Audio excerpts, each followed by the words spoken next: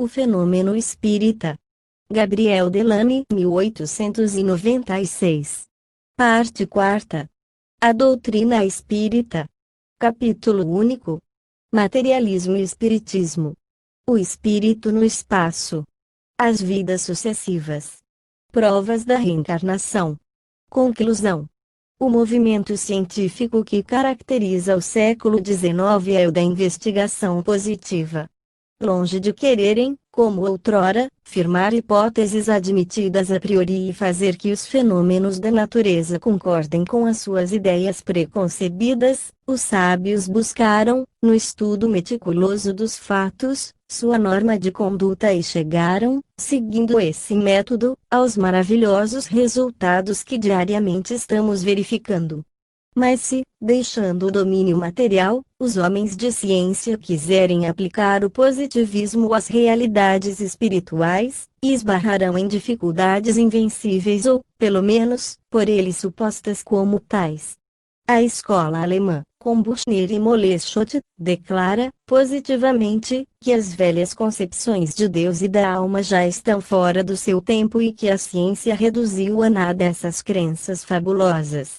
Moleschott aplicou-se, sobretudo, a demonstrar que a ideia é o produto direto de um trabalho molecular do cérebro, e Karl Vogt não teme dizer que o cérebro segrega o pensamento, mais ou menos como a urina é segregada pelos rins. Em nossa época, Haeckel desenvolveu teorias análogas, nada há de novo em seu sistema, a não ser as palavras, o mecanismo e adaptação patológica, que, no fundo, significam materialismo.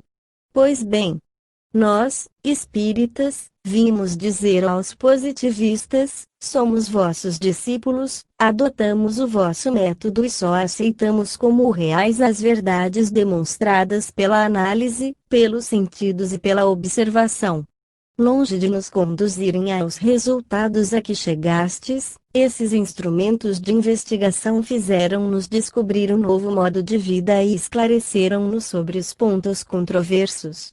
As grandes vozes dos Crookes, dos Wallace, dos Zollner proclamam que, do exame positivo dos fenômenos espíritas, resulta claramente a convicção de que a alma é imortal e que não só ela não morre, mas também pode manifestar-se aos humanos, por meio de leis ainda pouco conhecidas que regem a matéria imponderável.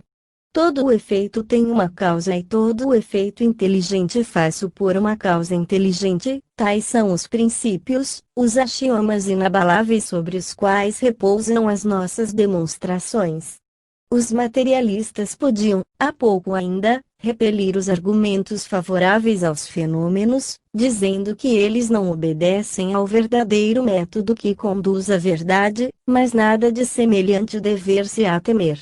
Não viemos dizer, precisa-se de fé para compreender a nossa revelação.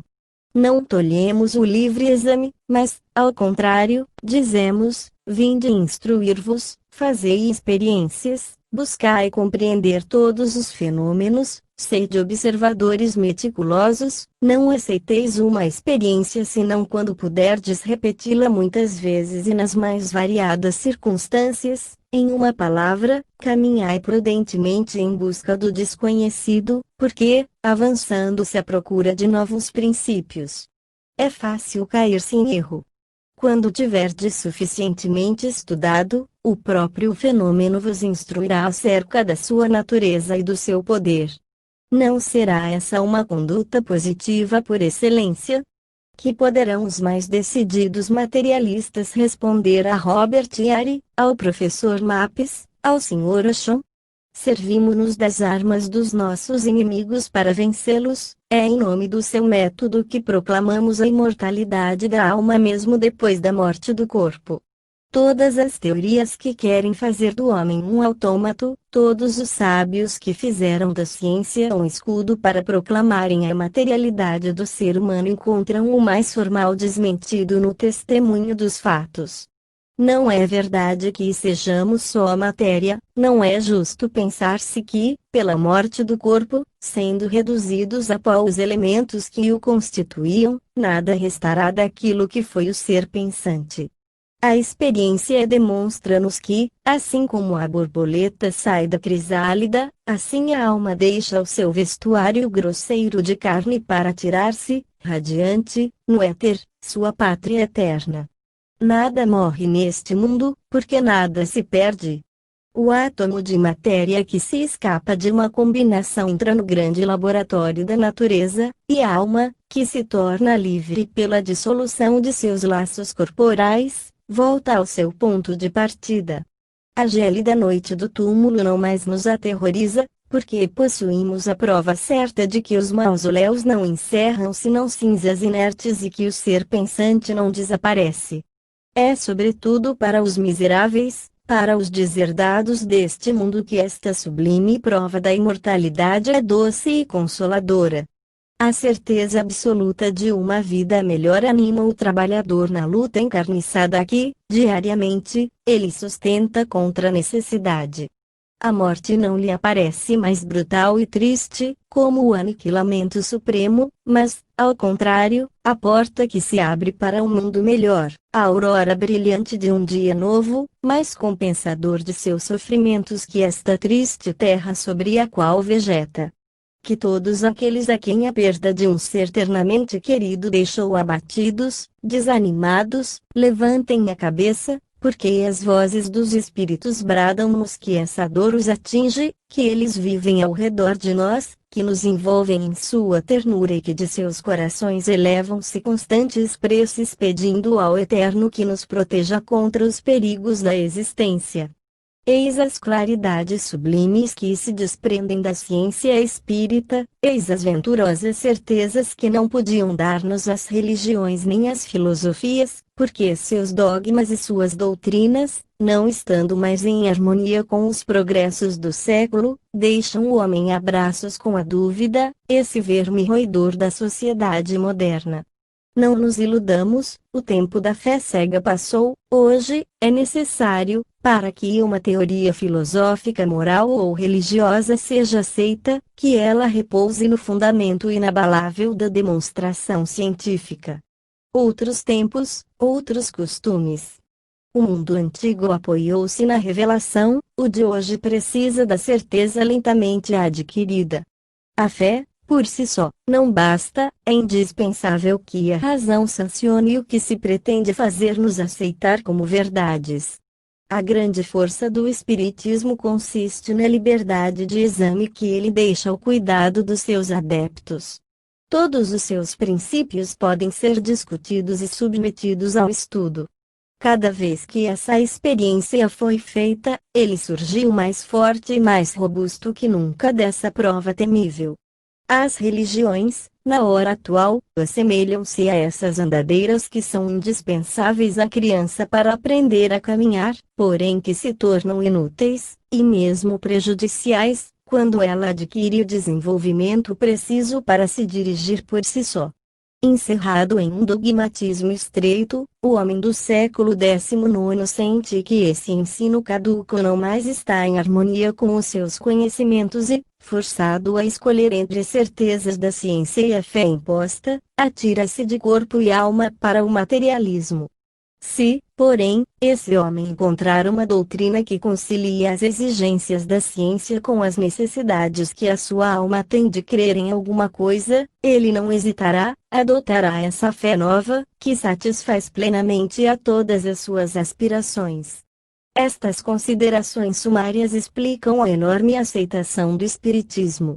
Não devemos, contudo, crer que o Espiritismo seja inimigo das religiões. Ele não combate senão os seus abusos, dirige-se mais particularmente aos materialistas e àqueles que, sem serem completamente ateus, estão indecisos acerca da vida futura. Em vez de ser ridiculizada e combatida, esta doutrina deveria achar-se na base de todo o ensino moral ou religioso, dando ao homem a prova evidente de que a sua passagem pela terra é temporária, de que terá de responder, depois, pelo bem ou mal que fez, impõe um paradeiro aos seus maus instintos, que, em nossos dias principalmente, ameaçam corromper a sociedade. O Espiritismo faz conhecer, com efeito, as condições em que se acha a alma depois da morte do corpo. Em vez de considerar o espírito de um modo abstrato, nossa doutrina demonstra que ele é, depois da morte, uma individualidade verdadeira, que não tem menos realidade que o homem, somente a natureza do corpo mudou, quando as condições da existência deixaram de ser as mesmas. O espírito no espaço. O espírito está revestido de um invólucro a que chamamos perispírito. Esse corpo é formado pelo fluido universal terrestre, isto é, pela matéria sob a sua forma primordial. A união entre o corpo e a alma pode ser comparada a uma combinação. Quando essa combinação se desfaz, o que sucede na ocasião da morte, a alma desprende-se com o seu invólucro espiritual, que ainda é componível, pois que é composto pela matéria em sua forma inicial, e conserva suas propriedades, como o oxigênio que, saindo de uma combinação, nada perdeu de suas afinidades. Nesse estado, o corpo espiritual, segundo a expressão de São Paulo, tem sensações que nos são desconhecidas na Terra e que lhe devem propiciar gozos muito superiores aos que experimentamos aqui. A ciência ensina-nos que os nossos sentidos apenas nos fazem conhecer ínfima parte da natureza, porém que, além e aquém dos limites impostos às nossas sensações, existem vibrações sutis, em número infinito, que constituem modos de existência de que não podemos formar ideia, por falta de palavras para exprimi-la. A alma assiste, pois, a espetáculos que não temos meios de descrever, ouve harmonias que nenhum ouvido humano tem apreciado, move-se em completa oposição às condições de viabilidade terrestre. O espírito libertado das cadeias do corpo não tem mais necessidade de alimentar-se, não se arrasta mais pelo solo, a matéria imponderável de que é formado permite-lhe transportar-se para os mais longínquos lugares com a rapidez do relâmpago, e, segundo o grau do seu adiantamento moral, suas ocupações espirituais afastam-se mais ou menos das preocupações que nutria na terra. Não se pode mais negar a existência do corpo espiritual, porque experiências diretas permitiram-nos estudar a sua natureza e o seu modo de condensação. Vimos, nas experiências de Crookes e de Aksakoff, esse corpo espiritual ir revestindo aos poucos os caracteres da matéria, e as moldagens mostram-nos que ele é rigorosamente idêntico ao que o espírito tinha na Terra.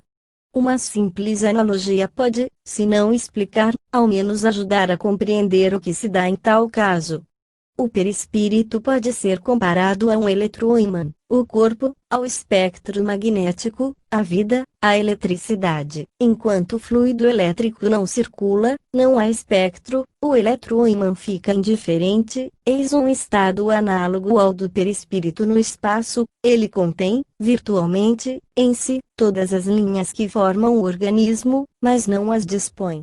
Logo que a corrente circula no eletroímã, a limalha acomoda-se, seguindo uma certa ordem, e forma esse desenho a que chamamos espectro magnético. Do mesmo modo sucede com o perispírito, sob a influência do fluido vital subtraído ao médium, ele acomoda a matéria, conforme o desenho do organismo, e reproduz o corpo humano, como este era na vida terrena.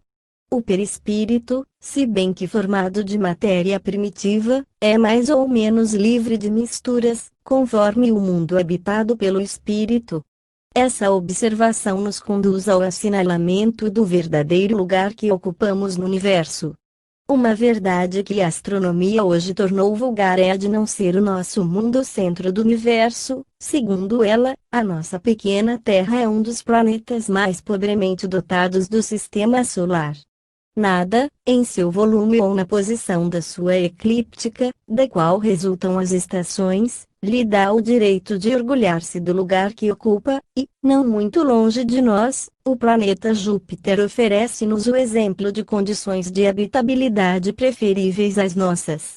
Com esses conhecimentos que fazem das estrelas sóis como o nosso, em cujo redor circulam planetas, caíram os erros seculares dos nossos avós, segundo os quais o inferno achava-se colocado no centro da terra, e o terceiro céu, aquele aonde foi elevado São Paulo, distava nos confins da criação.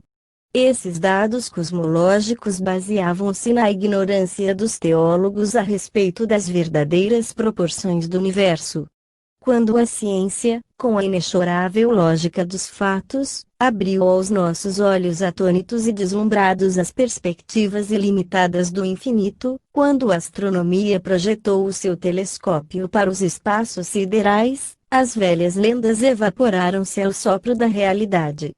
Os mundos que povoam o universo são terras como a nossa, sobre as quais palpita a vida universal, e o homem moderno ri das pretensões infantis dos nossos antepassados, que quiseram limitar a este imperceptível grão de areia, chamado Terra, as manifestações da força infinita, incriada e eterna, a que se dá o nome de Deus. Se, porém, o céu não existe no lugar em que o indicavam, para onde foi ele transportado? Em que região do imenso universo devemos colocar o Éden de delícias prometido às almas que cumpriram aqui dignamente a sua missão? Eis o que nenhuma religião indica, e somente o Espiritismo, demonstrando o verdadeiro destino do homem, põe-nos no estado de compreender o progresso infinito do espírito, por transmigrações sucessivas. Tomando por ponto de partida os atributos de Deus e a natureza do homem, Allan Kardec mostrou qual devia ser o nosso futuro espiritual. Vamos, resumindo, expor-lhe a teoria. O homem é composto de corpo e espírito, o espírito é o ser principal, o ser racional e inteligente, o corpo é o invólucro material que o espírito reveste temporariamente para o cumprimento da sua missão na Terra e para a execução do trabalho necessário ao seu adiantamento.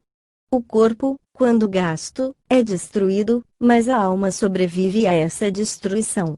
Em suma, o espírito é tudo, e a matéria não é mais que um acessório, de modo que a alma, libertada dos laços corporais, entra no espaço, que é a sua verdadeira pátria. Há, pois, o mundo corporal, composto de espíritos encarnados, e o mundo espiritual, formado pelos espíritos desencarnados. Os seres do mundo corporal, em virtude do seu invólucro material, estão presos à Terra ou a outro globo qualquer. O mundo espiritual está por toda parte, ao redor de nós e no espaço, ele é ilimitado. Como dissemos, em razão da sua natureza fluídica, os seres que o compõem têm um modo de vida particular, dependente do seu organismo imponderável. Os espíritos são criados simples e ignorantes, mas com aptidão para adquirirem tudo e progredirem em virtude do seu livre-arbítrio. Pelo progresso, adquirem novos conhecimentos, novas faculdades e, por consequência, novos gozos desconhecidos aos espíritos inferiores, veem, ouvem, sentem e compreendem o que os espíritos atrasados não podem ver, ouvir, sentir e compreender. A felicidade está na razão direta do progresso feito, de modo que, de dois espíritos, um pode não ser tão feliz quanto o outro, unicamente por não ser tão adiantado intelectual e moralmente, sem que tenham necessidade de achar-se cada um em lugar diferente. Achando-se mesmo ao lado um do outro, pode um estar em trevas, quando tudo é resplandecente ao redor do outro, exatamente como se dá com um cego caminhando ao lado de uma pessoa que vê perfeitamente, um percebe a luz, ao passo que o outro nenhuma impressão tem a esse respeito.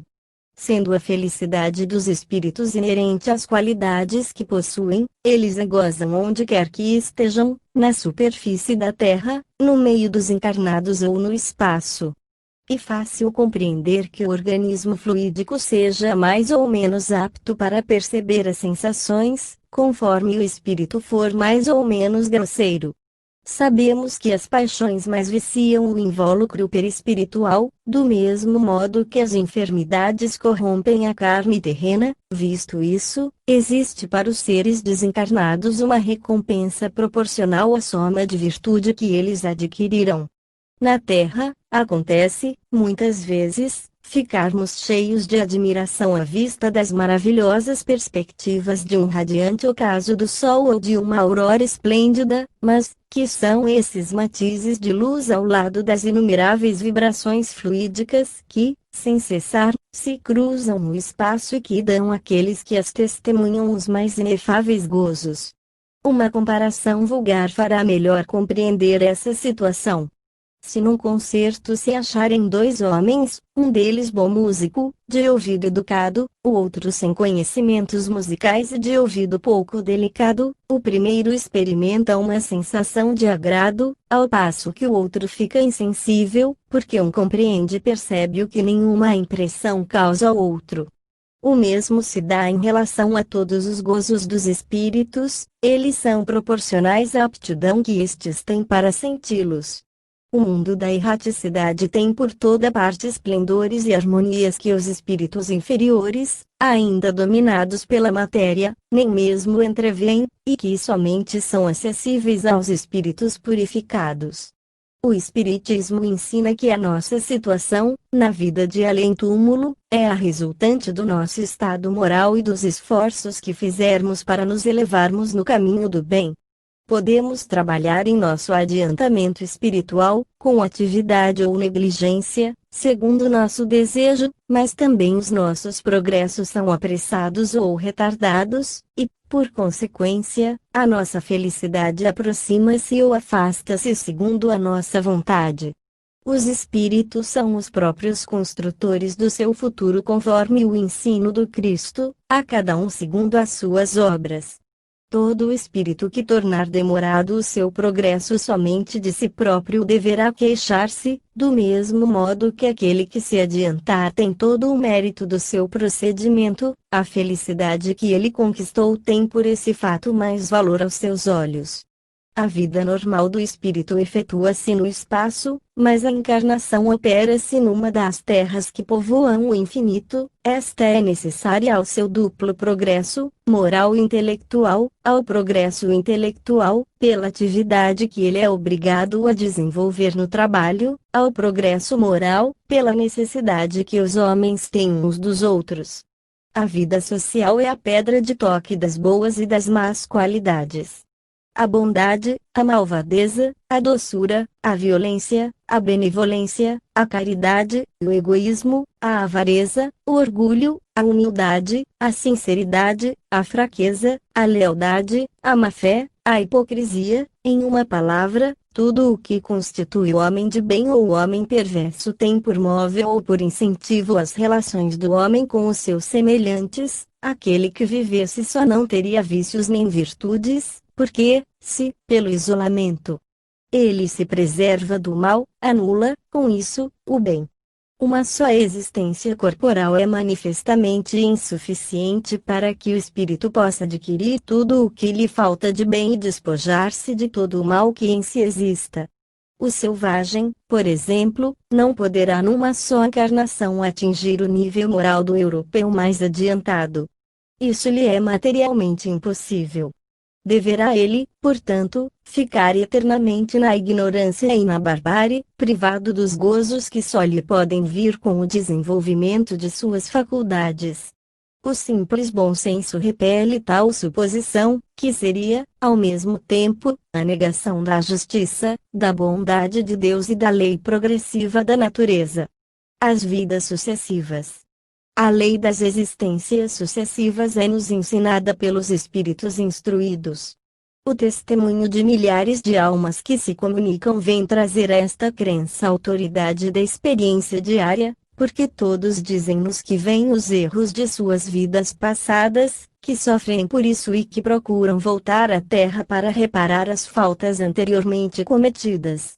Eis o que a respeito diz Allan Kardec. O dogma da reencarnação, afirmam certas pessoas, não é novo, ressuscitou de Pitágoras. Nunca dissemos que a doutrina espírita fosse invenção moderna. O espiritismo, sendo uma lei da natureza, existe desde a origem dos tempos, e sempre nos esforçamos em provar que seus indícios aparecem desde a mais remota antiguidade. Pitágoras, como se sabe, não é o autor do sistema da metempsicose, colheu entre os filósofos da Índia e do Egito, onde ele existia desde tempos imemoriais.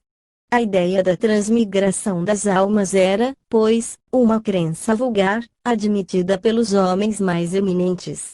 Como lhes veio essa ideia? Pela revelação ou por intuição? Não o sabemos, mas, como quer que tenha sido, uma ideia não transpõe as idades e não é aceita por inteligências escolhidas, se não tiver um lado sério. A antiguidade desta doutrina, em vez de constituir-lhe motivo de repulsa, deve ser considerada uma prova a seu favor.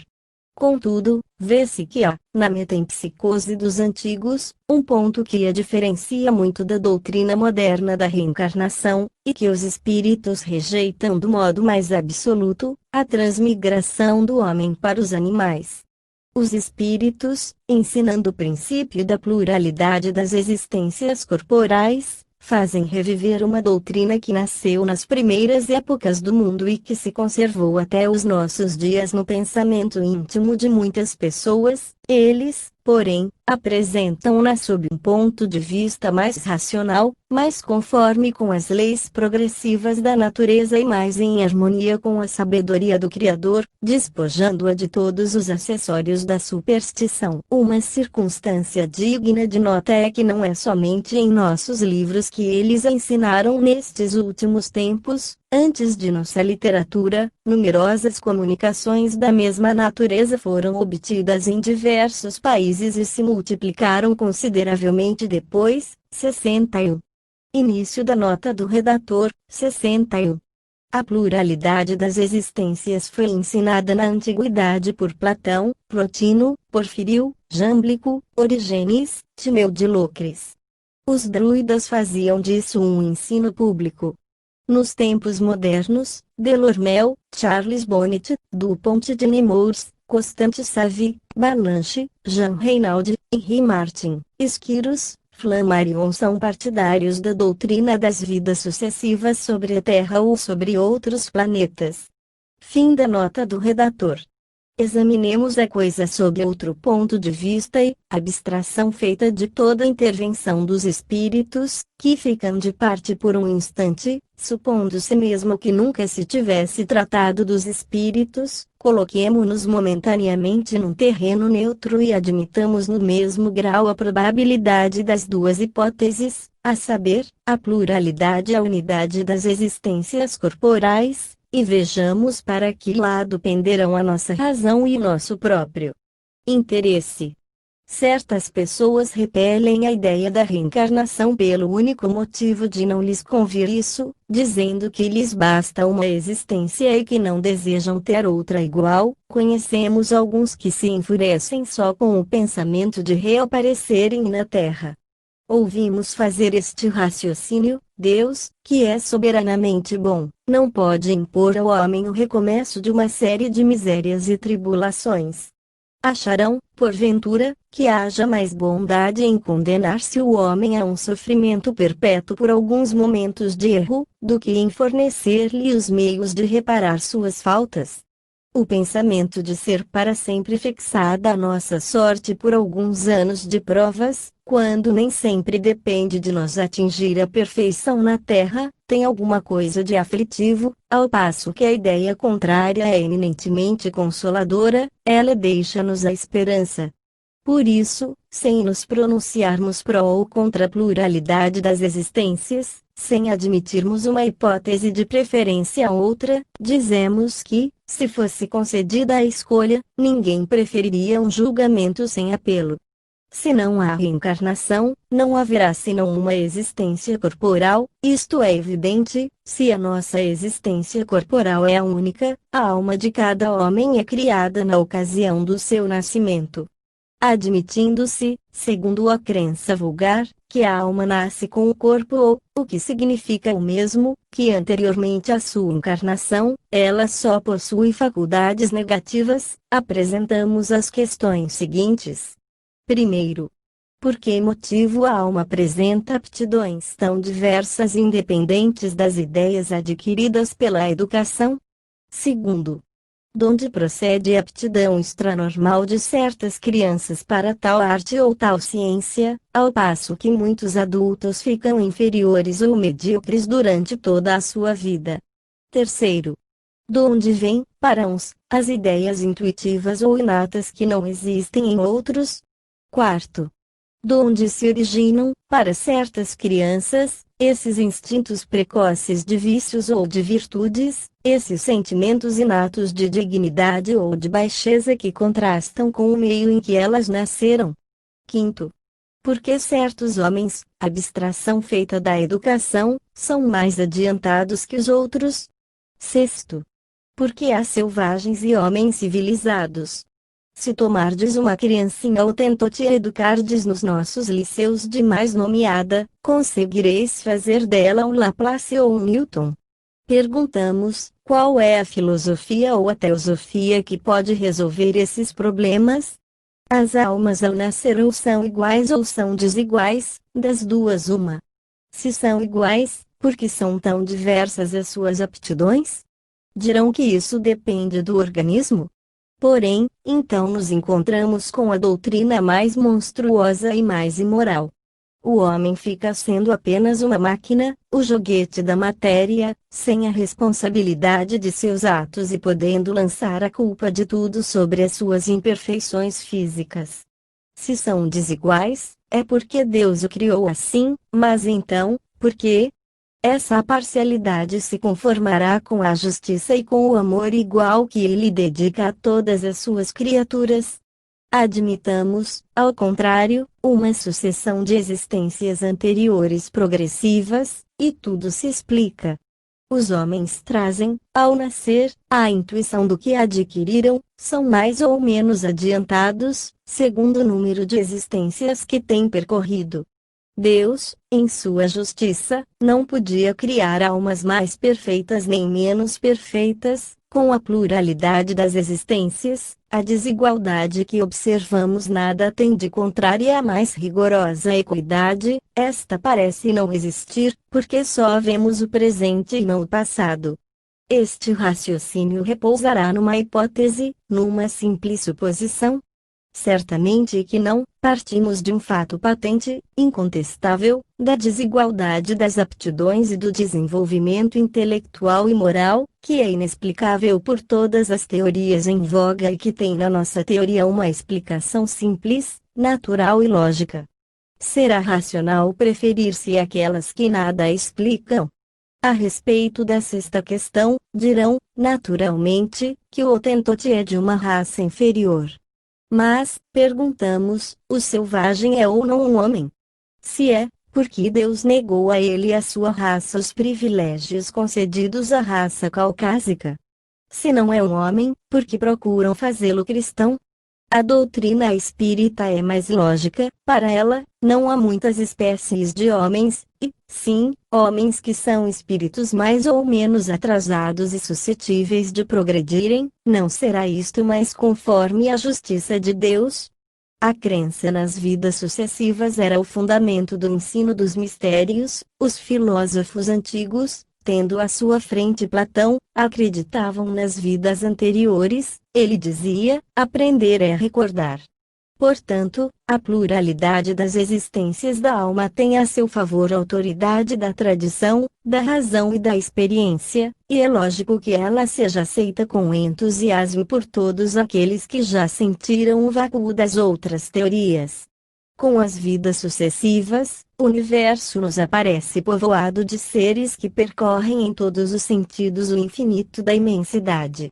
Quão pequena e mesquinha é a teoria que circunscreve a humanidade a um imperceptível ponto do espaço, que nula mostra começando num instante dado para acabar igualmente com o mundo que a sustenta, não abraçando assim senão um minuto na eternidade.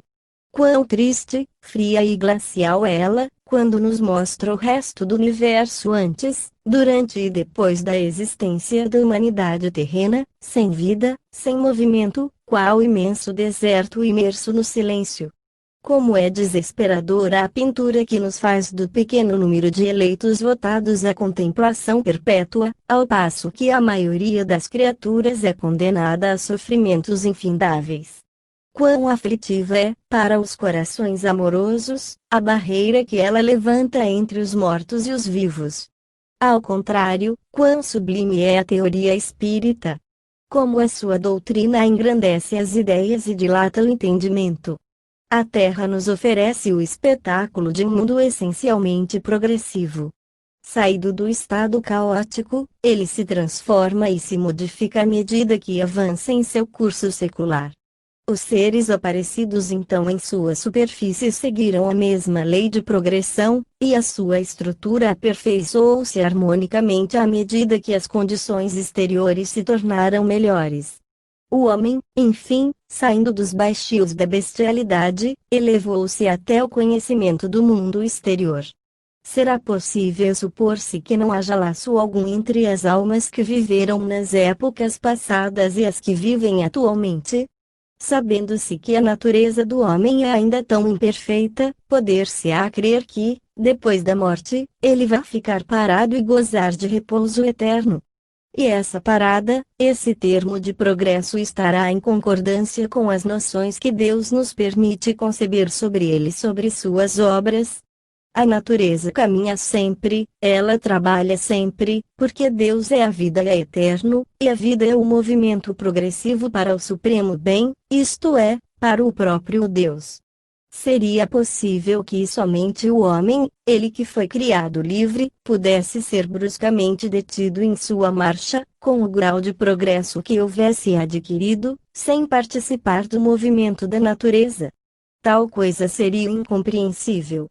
Entre duas doutrinas, das quais uma mesquinha e a outra amplia os atributos de Deus, das quais uma está em desacordo e a outra em harmonia com a lei do progresso, das quais uma estaciona e a outra avança, o bom senso indica de que lado se acha a verdade. Que cada um interrogue a sua razão, ela responderá, e a sua resposta será confirmada por um guia certo que jamais se engana, a consciência. Se o nosso modo de ver é exato, alguns entretanto perguntarão por que o poder criador não revelou desde o princípio qual a verdadeira natureza do homem e seus destinos. A resposta é a seguinte: Deus não revelou isso desde logo, pela mesma razão que não se ensina à infância o que se ensina à idade madura. A revelação limitada foi suficiente durante certo período da humanidade, Deus concede-a proporcionalmente às forças do Espírito. Aqueles que recebem hoje uma revelação mais completa, são os mesmos espíritos que já receberam revelação parcial em outros tempos, porém que, desde então, aumentaram sua inteligência. Antes que a ciência lhes tivesse feito conhecer as forças vivas da natureza, a constituição dos astros, o verdadeiro lugar e a conformação da Terra, poderiam eles compreender a imensidade do espaço, a pluralidade dos mundos. Antes que a geologia tivesse feito conhecer a estrutura deste globo, poderiam eles lançar o inferno para fora de seu seio. Antes que a astronomia tivesse descoberto as leis que regem o universo, poderiam eles compreender que não há baixo nem alto no espaço, que o céu não está colocado acima das nuvens nem é limitado pelas estrelas. Antes dos progressos da ciência psicológica, poderiam eles identificar-se com a vida espiritual? Poderiam conceber, depois da morte, uma vida feliz ou infeliz, que não fosse em lugar circunscrito e sob uma forma material? Certamente que, não compreendendo mais pelos sentidos que pelo pensamento, o universo era muito vasto para o seu cérebro, fora preciso reduzi-lo a proporções menos amplas, que seriam alargadas mais tarde. É o que fazemos hoje, demonstrando, não a inanidade, mas a insuficiência dos primeiros ensinos. Portanto, os espíritas não admitem o paraíso, segundo o significado que ordinariamente se dá a esta palavra. Eles não podem compreender que exista lugar especial de delícias onde os eleitos estejam enfadados por uma eterna ociosidade, nem penitenciária onde as almas estejam eternamente torturadas. Segundo os espíritos, não há raça amaldiçoada nem existem demônios, segundo eles, há espíritos maus em grande número, porém estes não são eternamente votados ao mal, pois têm constantemente a faculdade de se melhorarem nas reencarnações sucessivas. Neste caso, ainda o testemunho dos fatos é formal. Cada dia temos ocasião de verificar que espíritos endurecidos voltam ao caminho do bem, devido às preces que fazemos por eles e às exortações que lhes dirigimos. Para muitos desses infelizes, a situação intolerável em que se acham parece-lhes eterna. Mergulhados em espessas trevas, desde o momento em que deixaram a terra, e sofrendo horrivelmente, acreditam que esse estado não terá fim, e desesperam-se, mas, se um sincero arrependimento irromper do seu coração, seus olhos desvendar-se-ão, veem, então, sua verdadeira situação e pedem, como uma graça, para voltar à terra, a fim de resgatarem, por uma vida de expiação e de sofrimento, os seus crimes anteriores.